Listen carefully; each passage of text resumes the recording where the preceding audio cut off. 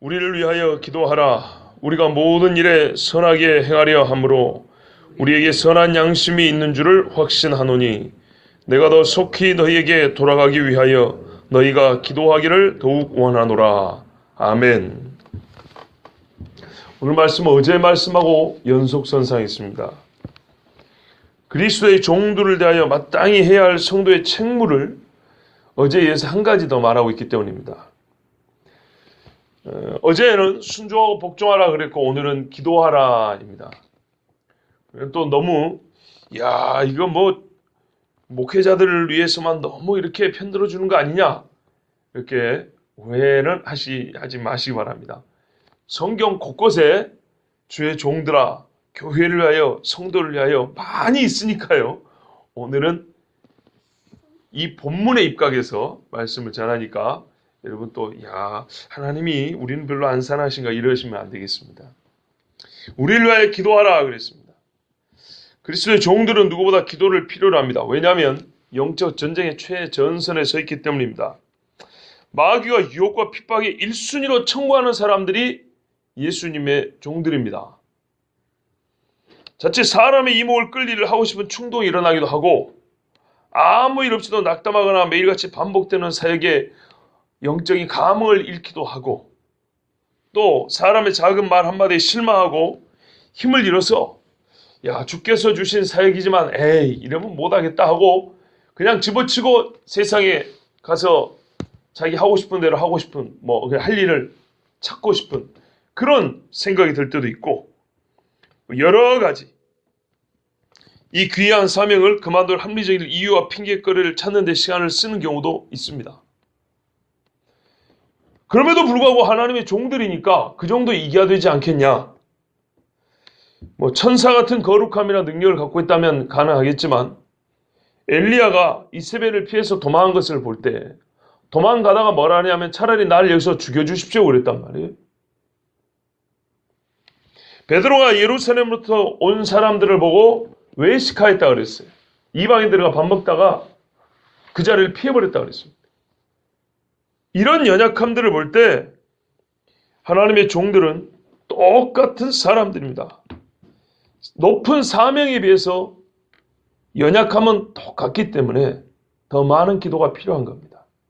거꾸로 말하면 연약함은 똑같은데 사명이 더 크기 때문에 더 많은 기도가 필요한 겁니다. 바울은 오늘 스스로 모든 것을 다 할 수 있다. 나는 너희를 돕기만 하지 도움이 필요한 사람은 아니다. 이렇게 말하지 않고 도와달라 그런 겁니다. 우리를 위하여 기도하라 그랬습니다.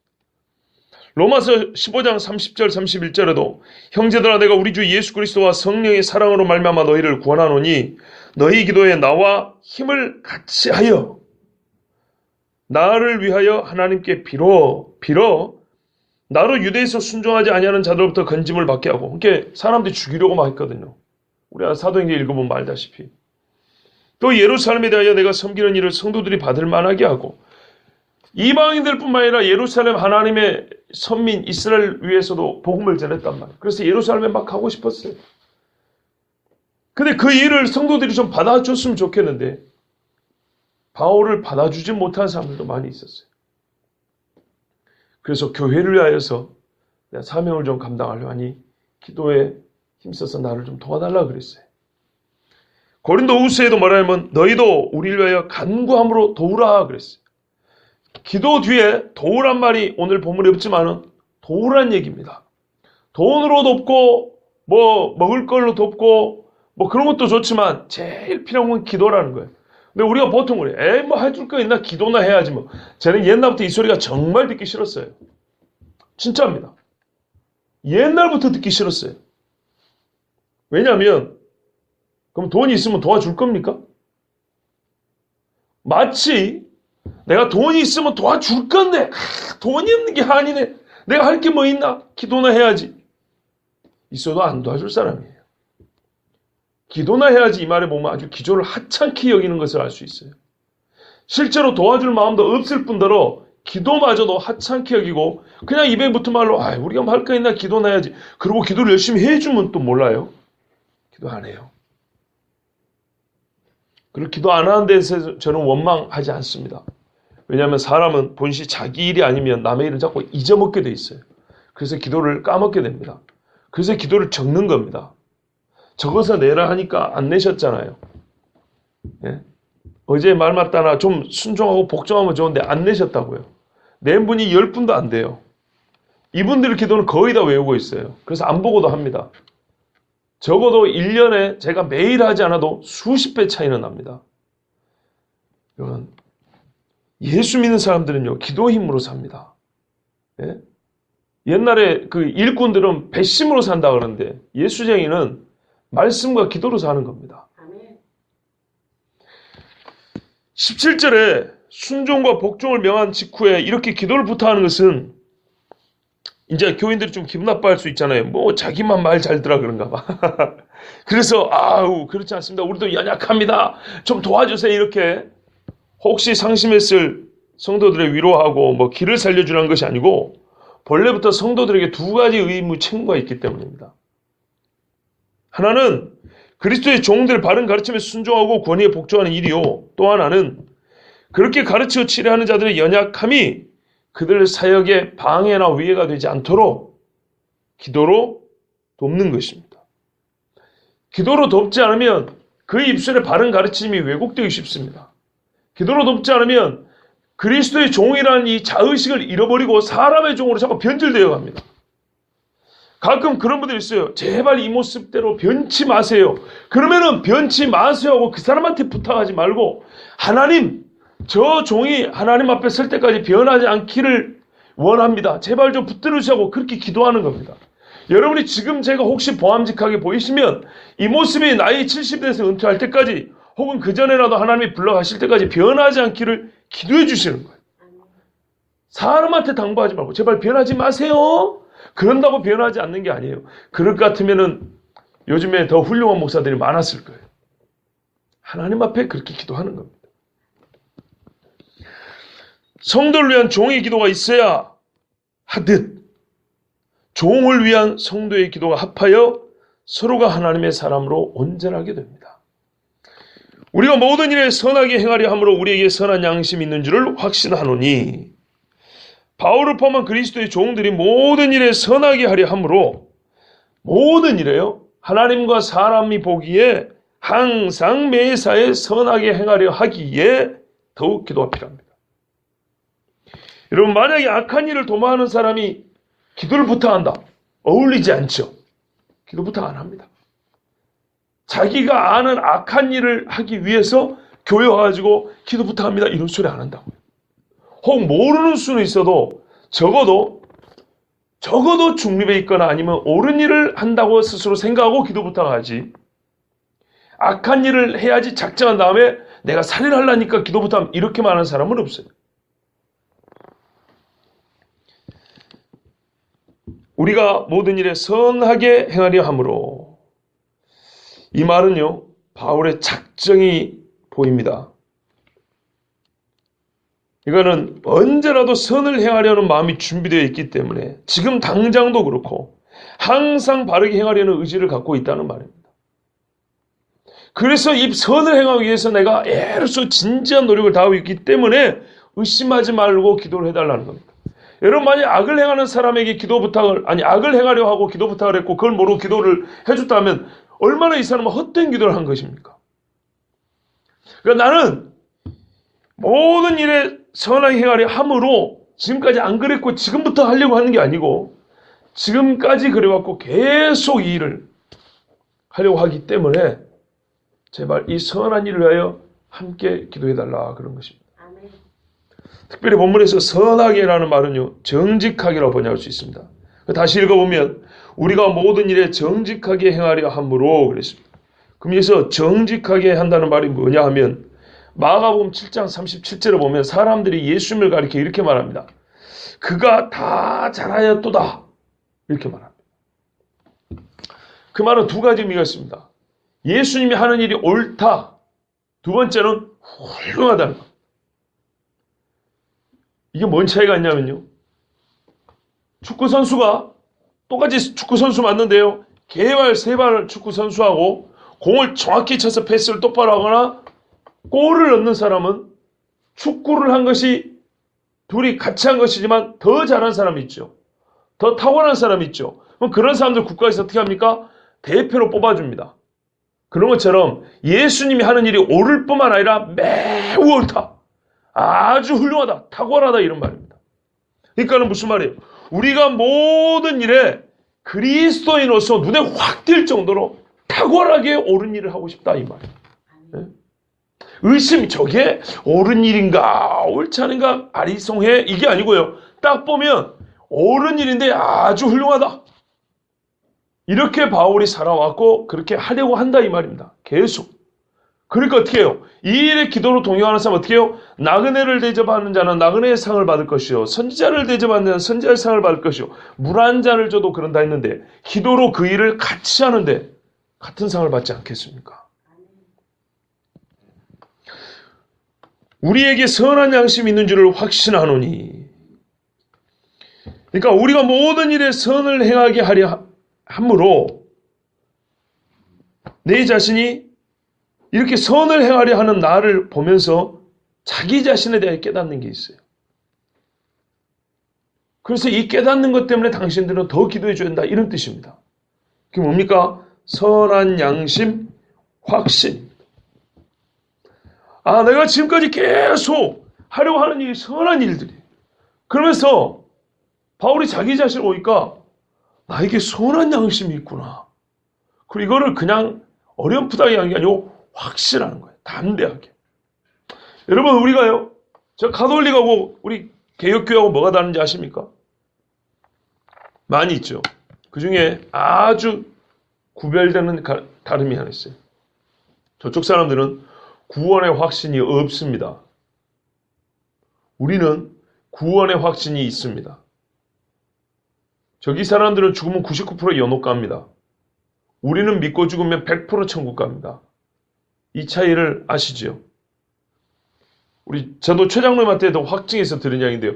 그 장로님 가게 오는 사람 중에 가톨릭 교인들이 그렇다 그랬죠. 예? 직접 교제하면서 하는 이야기가 그런 겁니다. 확신하노니. 교만과 확신은 다릅니다.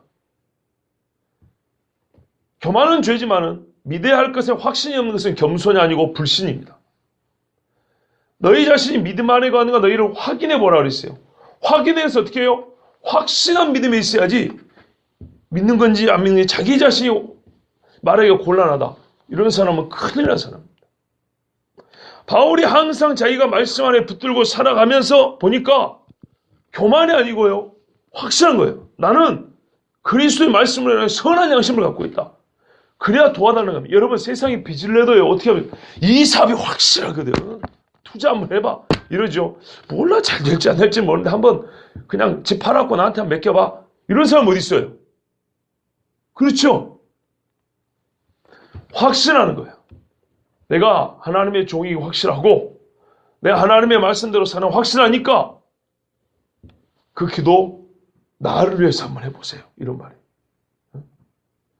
불확실한 걸 가지고 기도하지 말고 옳은 일인지 그런지도 모르고 기도하지 말고 정확하게 옳고 정확하게 하나님께서 기뻐하시는 그 일을 위하여 기도하시라. 이걸 좀 넓혀볼 수가 있습니다. 교회에서 우리가 무언가 일을 하지 않습니까? 그러면은 누가 봐도 옳다. 이거는 분명히 좋은 일을 하는 것은 제발 좀 적극적으로 열심히 좀 함께 하시는 겁니다. 먼저 기도부터요. 바울이 자기를 고발한 유대인들과 대제사장 아나니아 앞에서도 담대히 말했어요. 여러분 형제들아, 오늘까지 나는 범사의 양심을 따라 하나님을 섬겼노라. 이것으로 말미암아 나도 하나님과 사람에 대해 항상 양심의 거리낌이 없기를 힘쓰나이다. 이렇게 말했어요. 하나님의 소망, 하나님 우리 주신 소망, 그 복음을 위하여 양심의 거리낌 없이 살려고 부단히 애를 썼다는 겁니다. 그리고 이를 법제에서 자신 있게 말합니다. 선한 양심을 사람을 담대하게 만듭니다. 시편을 보니까 악한 사람은 쫓아오는 자가 없어도 도망친다 그랬어요. 참 이 말씀은 엄청나게 귀한 가르침입니다. 무슨 말이냐면요, 세상에 양심 없는 인간 하나도 없다는 겁니다. 양심은 정당한 용어를 부끄럼 없게 할 수 있도록 말의 힘과 권세를 줍니다. 만약에 제가 오늘 설교하는데 사람을 죽이고 왔다 생각해서 오늘 설교 절대 못합니다. 여러분이 모른다 할지라도 제 양심이 설교를 못하게 합니다. 아니, 부부싸움만 하고 올라와도 이거를 설교를 해야 되냐 말이야. 여러분 잘 모르시죠? 사실은 몇 번을 설교 안 하고 내려가 버려야지 한 적이 지금까지 몇 번 있었다는 거예요. 이렇게 힘든 겁니다. 말을 좀 제가 세게 하니까 이거는 일부러 그런 게 타고난 천성이 원래 그래요. 그러니까는 말을 좀 강하게 하니까 여러분은 제가 뭐 대단히 강한 강심장을 갖고 있는 줄 아는데 그렇지 않습니다. 그러니까 기도하고 여러분도 저렇게 기도해 주셔야 돼요. 안 그러면 확 내려가 버립니다. 근데요, 이 양심이 뭡니까 도대체 양심? 시간을 우리가 뭐 말하고 사용하지만 시간이 뭐냐면 말하기 곤란한 것처럼 양심하고 사실 말 안 해도 사는 데는 지장 없어요. 니캉내캉 통하는 거 있어요. 근데도 양심이 뭐냐고 딱 물으면 말하기 곤란해요. 저번에 말씀드렸지만 우리는 때로 분석을 좀 해가지고 대답할 말을 갖출 필요가 있다 그랬어요. 양심은요, 새벽부터 어려운 소리 한다 생각하지 마시고 잘 들어보십시오. 양심은 성경에 많이 나옵니다. 사람으로 하여금 그 행위의 옳고 그름을 따져 깨닫게 하는 영혼의 기능이고, 우리 소원, 우리 마음에 원하는 것이 합법적이냐 또는 부당하냐에 대하여 결정하는 내면의 원리입니다. 도덕적인 감각, 내면에 새겨진 율법이라고 할 수 있습니다. 짧게. 우리 신체가 여러분 뜨거운 거 차운 거 느끼죠? 바람만 불어도 느끼죠. 그죠? 보고 듣고 냄새 맡고 맛보고 피부로 느끼고 그런 거 있죠. 이런 오감이 신체적인 감각이라면은 양심은 영혼의 감각이에요. 근데 신체의 감각보다 훨씬 민감해요. 정말로 민감해요. 아닌 사람도 있어요. 성경에 그런 사람을 양심에 화인 맞았다 그래요. 화상 당한 피부는 재생이 됩니까? 안 됩니까? 안 됩니다. 재생이 안 됩니다. 화상된 피부는 세포 죽어버립니다. 그런 것처럼 화인 맞은 양심은요, 죽은 양심입니다. 성경에는 더러운 양심이란 말씀이 있습니다. 선한 양심 외에 더러운 양심, 죽은 양심, 썩은 양심, 화인 맞은 양심, 해석하기에 따라 또 무지한 양심이 있어요. 선악을 분별한다는 것은 둘을 함께 참조하여 아는 능력이 있다는 뜻입니다. 여러분, 분별하려면요, 두 개를 비교하는 능력이 있다는 거예요. 그 두 가지를 다 안다는 얘기예요. 이해되시죠? 한 가지만 따로 떨어져 이것밖에 모르면요, 비교가 안 되기 때문에 이 자체 옳고는 판단을 못 합니다. 그런데 양심은요, 옳고 그름을 판단한다는 말은 이미 두 가지 지식을 사람이 갖고 있다는 거예요. 기가 막힌 겁니다. 그래서 이거를 가지고 항상 매사에 비교를 해보고 금전적 가치가 아니고 정의로움에 대하여, 옳고 그름에 대하여 항상 판단하고 살아갑니다. 양심은 그래서 처음부터 하나님의 기준이 우리 속에 내재되어 있다는 증거입니다. 그래서 양심에 합당한 일하면 기분이 좋고 양심에 어긋나는 일하면 두렵고 불쾌한 것, 이건 이미 하나님의 성품이 불신자에게쳐도 어느 정도 들어있다는 겁니다. 희미하지만 빛이 비춘다는 거예요. 그걸 로마서가 말씀하고 있는 겁니다. 핑계치 못할지니. 양심은 우리 영혼에 위해를 줄 일과 이익을 줄 일을 분간할 수 있게 하며, 아까 말씀드린 대로 신체 어떤 감각보다도 예민해서 양심에 따라 살기만 해도 사람이 많은 죄를 덜 지을 수 있고 창조주를 찾을 수 있다는 것보다는 창조주를 찾을 가능성이 높아집니다. 소위 마음밭이 좋다 그러죠. 왜냐하면 양심은 사람의 속에서 선과 악을 증가하는 신비한 원리이기 때문에 악에 대한 책임성을 가지게 하고 당연히 누구에게 책임을 져야 하는지 스스로 묻게 만들기 때문입니다. 보십시오. 아까 그랬어요. 양심은 사람 속에서 선과 악을 비교해서 판단한다 그랬죠. 그러면 내가 만약에 악을 행했을 때는 어떻게 돼요? 양심의 가책을 느낍니다. 가책. 책임을 느낀다고요. 그 행한 일에 대하여. 그러면 어떻게 해요? 누구에게 이 책임을 져야 되죠?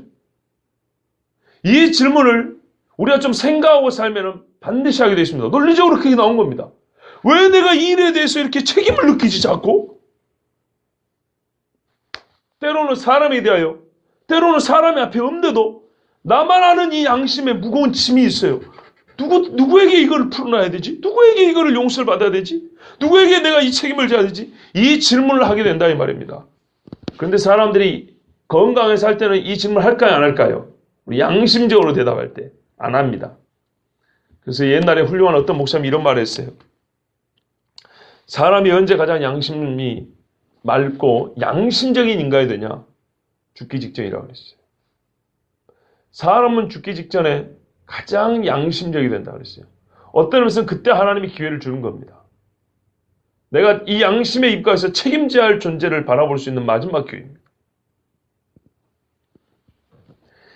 양심이 작동하는 대상은 먼저 무엇보다 양심이 주체인 자기 자신입니다. 양심은 나를 먼저 판단합니다. 양심이 움직이면 그 힘을 어디다 미치는 거예요? 나에게 미칩니다. 나에게. 내가 무엇을 알고 있으며 무엇을 해야 하며 하지 말아야 하는지, 내 자는 누구에게 속하였으며 내 영혼에 얼마만큼의 빛이 비치고 있는지, 빛과 어둠 중 어디에 속하여야 되는지 나 자신에게 가르쳐줍니다. 그렇습니다. 양심은 다른 일을 위한다기보다는 나 자신을 위해 존재하는 겁니다. 나 자신이 하나님 앞에 서기 위해서 필요한 게 하나님 주신 영적인 빛이 양심입니다. 내 영혼을 달아볼 수 있는 저울과 같은 것이 양심이고, 성령의 직접적인 음성은 아니지만 그렇게 오해하면 안 돼요. 왜? 아까 말씀드렸죠. 성령의 음성이 양심이 같으면 양심이 화인만 사람은 어떻게 된 거예요? 그거 아닙니다. 성령의 직접적인 음성은 아니지만 성령의 음성을 대변하는 소리로 양심이 쓰이고, 성령께서 사람의 심령이 말씀하실 때 사용하는 영적인 그 주파수가 양심입니다. 그러나 양심이 살아있다고 해서 항상 하나님을 찾는 것은 아닙니다. 이거 참 중요한 이야기입니다. 양심이 살아있으면 그러면 지금까지 설교 들어보니까 그러면 상당히 양심적인 사람이 예수 믿기 좋겠네. 맞아요. 좋긴 한데 반드시 믿는 건 아니에요. 우리가 삶에서 깨닫는 중요한 사실이 하나 있는데, 그것은요, 사람들이 양심을 말하지만 실상 더러운 양심, 죽은 양심, 화인 맞은 양심, 어두운 양심, 무지한 양심이 많다는 겁니다. 사울왕을 봐보세요. 전쟁할 때 쓸데없이 경건의 모양을 내서 금식을 선포했어요. 아주 하나님 앞에 거룩한 사람인 것처럼. 그런데 다윗을 죽이려고 난리를 폈지 않습니까? 가장 하나님 앞에 양심적인 사람을 죽이려고 그랬어요. 양심에 거리낌도 없이. 아나니와 삽비라가 공모하여 성령을 속였습니다. 그러나 자기 양심에는 문제를 느끼지 못했습니다. 아까 말한 사울은요, 85명의 제사장을 눈 깜짝 않고 죽였어요. 그들의 양심 안에 문제가 없었다는 겁니다. 자기 양심의 가책을 느껴 술로 세월을 보내는 사람들이 있습니다. 그런 사람들 중에 자기 불신앙을 괴로워하면서 눈물 흘린 사람 봤습니까? 술 먹으면서 아이고 이놈이 인연이 죄가 많아서 내가 죄인이지 이렇게는 해요. 그런데 그 사람 앞에 와서 하나님께 회개하십시오 할 때 아이고 예수는 믿기 싫고 교회는 싫고 근데 죄가 많다 그래요. 또는 거꾸로 나는 죄가 많아서 교회는 못 가 그래요. 양심은 살아있어서 자기가 죄인인 줄 알지만 그런다고 해서 자동적으로 예수님을 만나야 되는 건 아닙니다. 스스로 죄인 줄은 알아도 하나님을 부정하고 외면하는 것이 우리 인간의 부패한 양심입니다. 여러분 우리가 양심도 납니다. 나 자신이 전적으로 부패했어요. 전적으로 부패한 사람에게는 그 중에 가장 옳게 보이는 것마저도 부패한 수준이라는 것을 부패한 상태라는 걸 인정해야 됩니다. 그래서 성령께서 그 양심을 거듭나게 하지 않으면 절대로 인간적인 양심 갖고는 예수님 앞에 나와 무릎 못 꿇습니다. 사람들끼리는 그래 내가 잘못할 수 있어도 하나님 앞에 나는 죄인이라고 무릎 꿇는 것은 인간의 양심으로 되는 것이 아닙니다. 마귀에게 사로잡힌 그 사람은 그 양심도 마귀에게 사로잡힌 수준 안에서 작동하는 것입니다. 그래서 바울은 선한 양심을 말하는 거예요. 좀 멀리 온 것 같지요? 선한 양심이 보면은 그냥 양심, 선량하다. 선한 양심, 똑같은 말의 반복이 아니야. 그런 게 아니에요. 우리 인간이 갖고 있는 좋은 것이라 할지만은 그것이 마귀에게 사로잡혔을 때는 절대로 하나님 보시기에 선하다고까지는 인정을 못 받는 겁니다. 그러나 바울은 예수 그리스도께 사로잡힌 선한 양심을 가지고 있었습니다. 베드로도 이렇게 말했습니다. 선한 양심을 가지라. 선한 양심이 뭐냐? 이는 그리스도 안에 있는 너희의 선행을 욕하는 자들로 그 비방하는 일에 부끄러움을 당하게 하려 함이라고 했어요. 목적도 나와 있지만 의미도 나와 있어요. 뭡니까? 예수 믿는 사람들이 선을 행한다고 악한 사람들이 욕을 해요. 그런데 말이죠. 그 행하는 일들을 가만 보면 욕을 했다가 부끄러워 도망가 버려요. 왜요? 자기들의 부패한 양심이 드러나기 때문에.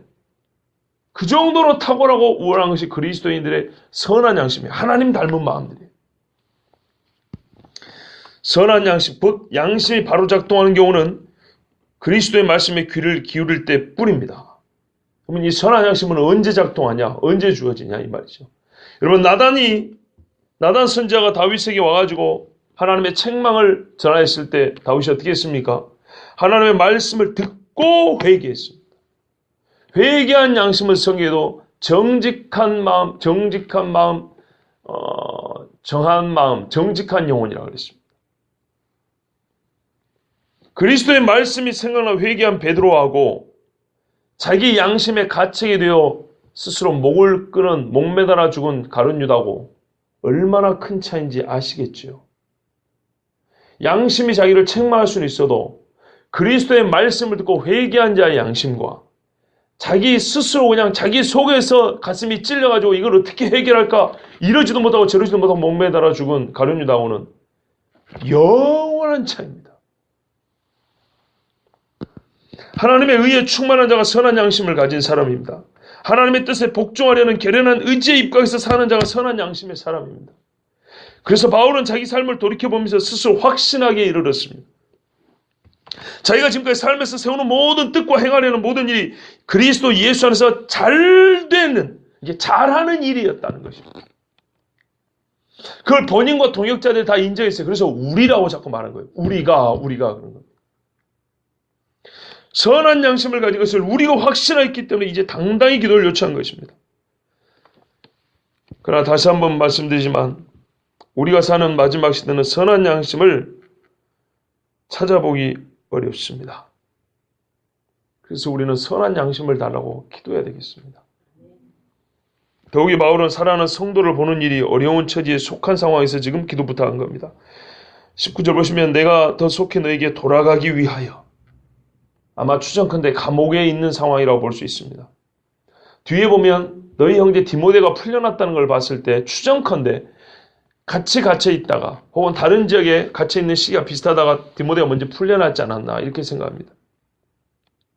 특별히 제가 히브리서를 첫 번째 강의하는 그 첫날 왜 히브리서를 바울이 썼다고 말하냐 하는 여러 가지 이유를 말씀드렸습니다. 왜냐하면 현대 신학자들은 반대하거든요.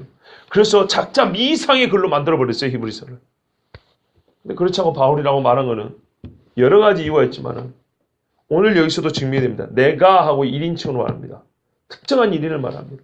여기서 나는 누굴까요? 이 글을 쓴 나는 구약에 정통하고 히브리인들을 사랑하고 디모데하고 친분관계가 있고 항상 자기를 위해 기도해 주라고 편지했던 사도는 바울밖에 없습니다. 바울은 사랑하는 성도들을 보는 일이 어려운 처지에 속하였기 때문에 기도 부탁을 한 가지 더 했습니다. 옥에서 노임을 받는 것도 중요하지만 성도들을 만나서 복음을 전하고 같이 교제하고 기도하는 것은 얼마나 행복한 일입니까? 여러분 아시죠? 베드로가 옥에 갇혔다가 성도들이 얼마나 기도했는지 몰라요. 그 중에는 풀어달라 기도했을 것이고 어떤 이는 고문을 참고 순교하는 믿음을 달라 기도했을 것이고 뭐 여러 가지 기도 제목을 했을 것입니다. 근데 하나님께서는 천사를 통해서 그날 밤 베드로를 풀어주셨어요. 그죠? 얼마나 반가웠던지 사람들이 말이죠. 그냥 방방 뜁니다. 이런 기쁨을 맛보는 거 얼마나 좋겠습니까? 예컨대 제가 만약에 감옥 갇혔다가 여러분이 기도했는데 기도 한참 하는데 뒤에 와갖고 권사님, 집사님 이렇게 부르면 여러분 기분 안 좋겠습니까? 바울의 돌아옴은 교회의 큰 기쁨이었습니다. 언젠가 하나님이 때가 되면 풀어주시겠지 하고 마냥 시간을 보내는 것이 믿음이 아니고요. 더 속히 돌아가기 위해서 기도하는 것이 믿음입니다. 물론 하나님이 해줄지 안 해줄지는 그건 하나님께 맡기는 겁니다.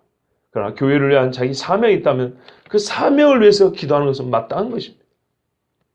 하나님은요, 우리 기도를 들으시는 분이십니다. 당연한 이야기 같지만 오늘 이 본문에서 이 말의 중요함은 하나님께서 작정한 모든 일은 반드시 이루어지지만 신앙인의 기도를 통하여 역사하시고 기도와 함께 일을 행하시려는 뜻을 갖고 계신다는 뜻입니다. 바울이 언제 풀려날지 풀려나지 못할지는 알 수 없습니다.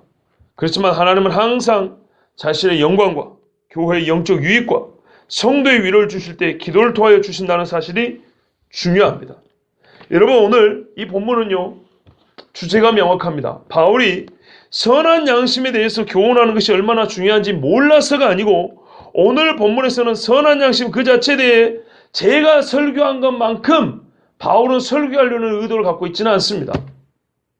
저는 좀 일부러 강조해서 양심에 대해서 한 번 더 깊게 짚고 넘어간 것이지만 바울이 오늘 선한 양심이라는 말을 썼다고 해서 본문이 선한 양심이 주제는 아닙니다. 바울 사도가 항상 선한 일을 도모하고 우리보다 선하게 산 것도 인정하지만 히브리서가 바로 여기서 선한 양심과 선한 일을 말한 이유는 성도들아 선한 삶을 살라 그 말을 하는 것이 아니고 본문에서는 기도해 주십시오 라는 말을 하려고 이 말을 한 겁니다.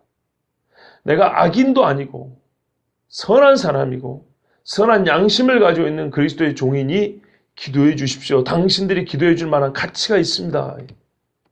당신들이 기도해 주면 같은 영광을 받을 것입니다 라는 그런 확신. 기도해 달라는 목적을 위해서 선한 양심과 선한 일을 여기서 사용한 겁니다. 저는 그걸 조금 더 자세히 여러분이 풀어 말씀 전한 것입니다. 그러나 대주제는 뭐냐면 성도에 마땅한 해야 할 일은 뭡니까? 하나님의 종들에서 기도해야 한다는 것입니다. 아무리 성도를 가르치고 마땅한 법도를 명하여 집회하는 자라 할지라도 기도 없이는 온전히 직무를 수행할 수 없기에 늘 옳고 정직한 사역자로 항상 힘있고 거룩한 짐을 지고 가기에는 심히 연약하여 쓰러질 수밖에 없기에 기도해달라는 것입니다.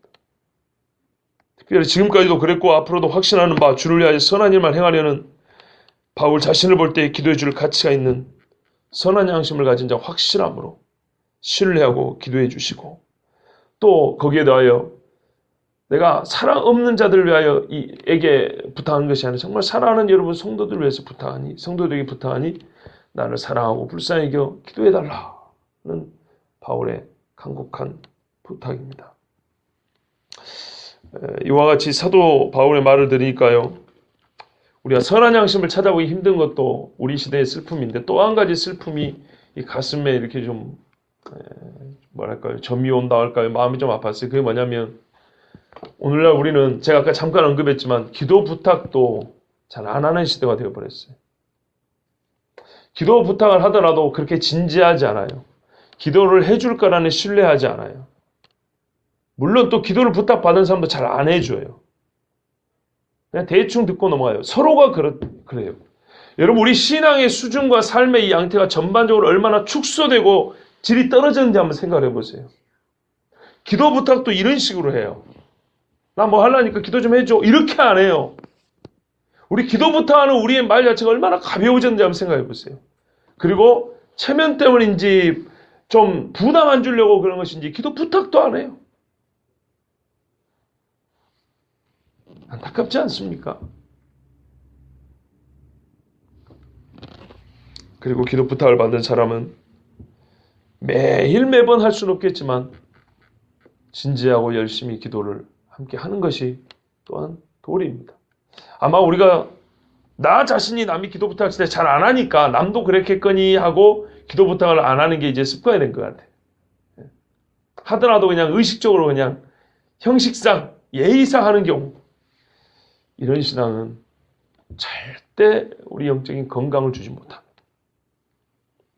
그리스도의 종은 그리스도의 주신 사명에 따라 말씀을 전하며 권위를 행사하고 그리스도의 종은 스스로 연약한 인간임을 인정하고 겸손히 기도를 부탁합니다. 이 두 가지를 같이 합니다.